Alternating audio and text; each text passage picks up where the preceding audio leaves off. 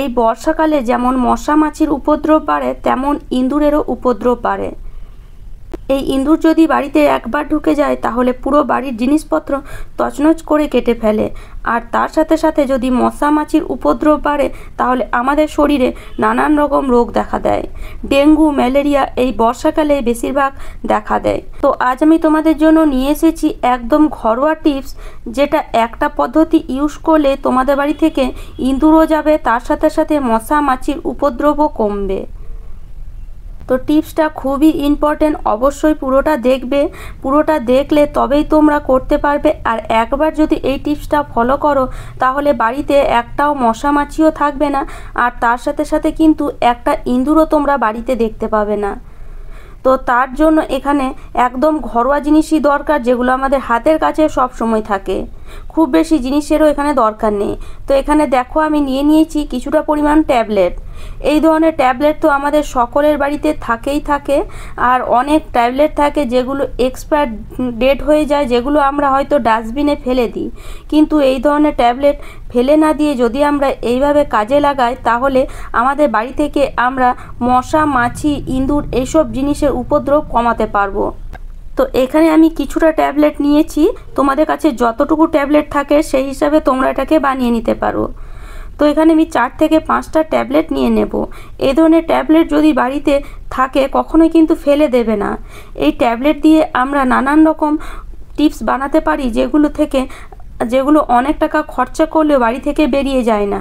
কিন্তু এই অল্প অল্প জিনিস ব্যবহার করে যদি আমরা টিপসটা বানাই তাহলে কিন্তু এই ইঁদুর, মশা, মাছি এই ধরনের পোকামাকড় বাড়ি থেকে খুব সহজে বেরিয়ে যাবে।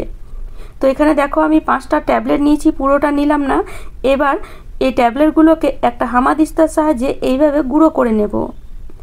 তো যে কোনো পাত্রে নেবে, যেটা তোমরা খাওয়ার কাজে ব্যবহার করো না সেই ধরনের একটা পাত্র নেবে।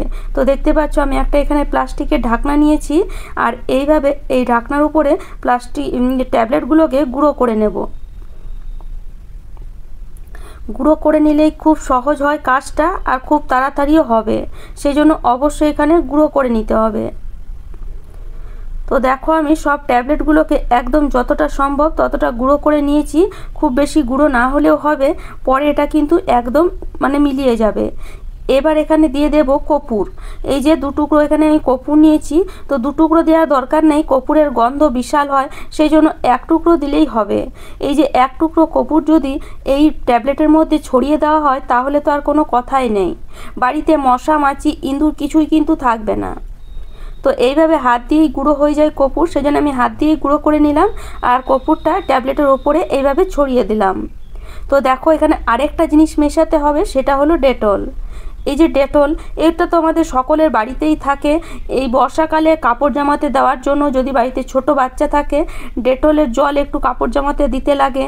আবার এই বর্ষাকালে আমরা ডেটল দিয়ে অনেক কাজই করি, অনেক সময় ঘরও মুছি, আবার কোথাও কেটে গেলেও আমরা ডেটল লাগাই। সেই জন্য ডেটল তো আমাদের সবার বাড়িতেই থাকে।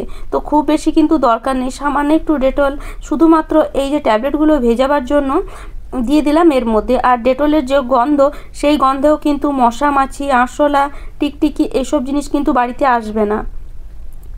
তো আরেকটু মনে হলো লাগবে, সেজন্য আমি আরেকটু এখানে দিয়ে দিলাম। এবার ট্যাবলেটটা আর কর্পূরটা ডেটলের সাথে খুব ভালো মতন এভাবে একটা চামচ দিয়ে মিশিয়ে নিতে হবে।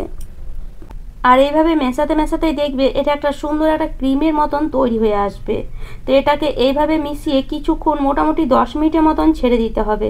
10 মিনিট পরে আমি দেখাচ্ছি। তো 10 মিনিট পরে দেখো পুরো যে ট্যাবলেটটা ছিল সেটা পুরো একদম গলে গেছে।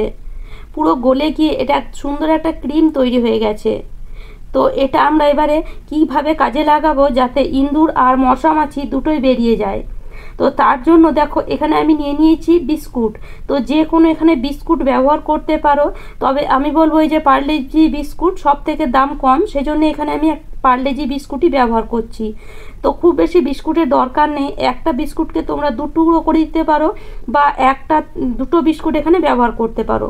তো আমি এখানে 2টো বিস্কুট ব্যবহার করে দেখাচ্ছি, তোমরা একটা বিস্কুটকে 2 টুকরো করে ব্যবহার করতে পারো।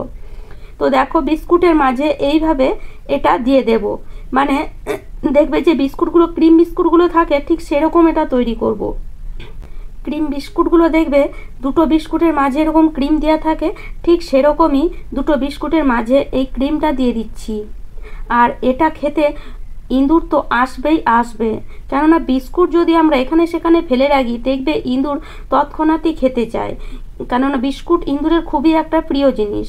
সেই জন্য এইভাবে লাগিয়ে এটাকে আরেকটা বিস্কুটের সাথে জয়েন্ট করে দেবো। তো একটু বেশি পরিমাণে দিচ্ছি, এটাতে একটা ইঁদুর নয় 4-5টা ইঁদুর অবশ্যই খেতে আসবে। একটা ইঁদুর খাবে যখন সে বুঝতে পারবে সে কি খেলো, সে তখন বাইরের দিকে ছুট মারবে। বাড়িতে যদি আরও ইঁদুর থাকে তারাও কিন্তু খেতে আসবে, কেননা বিস্কুটের যে গন্ধ সেটা ইঁদুরের নাকে যাবেই যাবে। তো এইভাবে এটাকে বানিয়ে তারপর এটাকে যে কোনো জায়গায় রেখে দাও। বিশেষ করে যদি রাতের বেলায় পুরো ঘর পরিষ্কার করে এই যে গ্যাস ওভেনের ওপরে বা গ্যাস ওভেনের নিচে এটাকে যদি রেখে দাও দেখবে ইঁদুর খেতে আসবেই আসবে। তারপর দিন সকালে তোমরা বাড়িতে আর ইঁদুর দেখতে পাবে না, কেননা ইঁদুর যখন এটাকে খাবে তখন সে এদিকে সেদিকে ছুট মারবে। এর মধ্যে যে জিনিসগুলো দেওয়া আছে সেটা ইঁদুরের কখনোই কিন্তু সহ্য হবে না। তো এইভাবে বানিয়ে তোমরা খুব সহজেই কিন্তু বাড়ি থেকে ইঁদুর তাড়িয়ে ফেলতে পারো। এবার বাকি যে মিশ্রণটা আছে সেটা দিয়ে আমরা মশা আর মাছি তাড়াবো। তো সেটা কিভাবে, ভিডিওটা অবশ্যই পুরোটা দেখো, তাহলে বুঝতে পারবে খুব সহজেই কিভাবে আমরা এই মিশ্রণটা দিয়ে মশা, মাছি, এমনকি আরশোলা, পিঁপড়ে, টিকটিকি সবই কিন্তু এই মিশ্রণটা দিয়েই তাড়ানো যায়। তো তার জন্য দেখো মিশ্রণটা আমি একটা আলাদা বাটির মধ্যে নিয়ে নিলাম, যেটাকে তোমরা খাওয়ার কাজে ব্যবহার করো না সে ধরনের বাটি এখানে নিতে হবে। এবার এখানে 1 গ্লাস থেকে একটু কম পরিমাণে জল দিয়ে দিলাম, তোমরা 1 গ্লাস জলও এখানে দিতে পারো। এবার সবগুলোকে ভালো মতন জলের সাথে মিশিয়ে নিতে হবে, ভালো মতন যেন মিশে যায় সেইভাবে এটাকে কিছুক্ষণ এইভাবে গুলবে, তাহলে দেখবে খুব ভালো মতন এটা জলের সাথে মিশে যাবে। তো এটা যখন ভালো মতন মিশে যাবে তখন এটাকে আমরা কি করব, একটা স্প্রে বোতলের মধ্যে ঢালবো। তো আমার কাছে আপাতত ছোট স্প্রে বোতলই আছে, তোমাদের কাছে যদি বড় থাকে তাহলে বড় স্প্রে বোতলের মধ্যে এটাকে ঢালতে পারো। তো এইভাবে একটা স্প্রে বোতলের মধ্যে আমি ঢেলে নিচ্ছি, কিছুটা জল আমার নিচে পড়ে গেল। তো এই জলটা দিয়ে আমি পুরো কিচেন কাউন্টারটা পরিষ্কার করে দেব। এতে কি হবে, একটাও কিন্তু পিঁপড়ে হবে না। তো এই জলটাতে কিন্তু আমরা পিঁপড়েও তাড়াতে পারি। তো দেখো জলটা স্প্রে বোতলের মধ্যে ভরে দিলাম, কোনো জায়গায় যদি পিঁপড়ে থাকে এইভাবে স্প্রে করে দিতে পারো, দেখবে একটাও পিঁপড়ে থাকবে না। আর যদি মশা মাছি বাড়িতে খুব উপদ্রব বাড়ে এইভাবে স্প্রে করতে পারো। যদি বিকেলবেলায় একটু স্প্রে করে দাও, যদি এরকম ধরো বাড়িতে বেলকনিতে গাছ আছে সেই গাছের মধ্যে একটু স্প্রে করে দিলে, বেলকনির চারিদিকে এইভাবে স্প্রে করে দিলে, মানে এইভাবে যদি পুরো বাড়িটার মধ্যে স্প্রে করে দেওয়া হয় তাহলে বাড়িতে একটাও মশা থাকবে না, তার সাথে সাথে মাছিও কিন্তু দেখা যাবে না। এই জলটা দিয়ে তোমরা ঘরও মুছতে পারো, এই জলটা দিয়ে যদি ঘর মোছো দেখবে মাছির উপদ্রব একদমই কমে যাবে। এইভাবে স্প্রে করলে আরশোলা এমনকি মাকড়সা পর্যন্ত বাড়িতে দেখতে পাবে না, এই জলটা এতই উপকার। তো এইভাবে কিন্তু খুব সহজেই আমরা একদম ঘরোয়া পদ্ধতিতে ঘরে থাকা উপকরণ দিয়ে আমাদের বাড়ি থেকে এই বর্ষাকালে যে পোকামাকড় আসে সেই পোকামাকড়গুলোকে খুব সহজেই তাড়িয়ে ফেলতে পারি।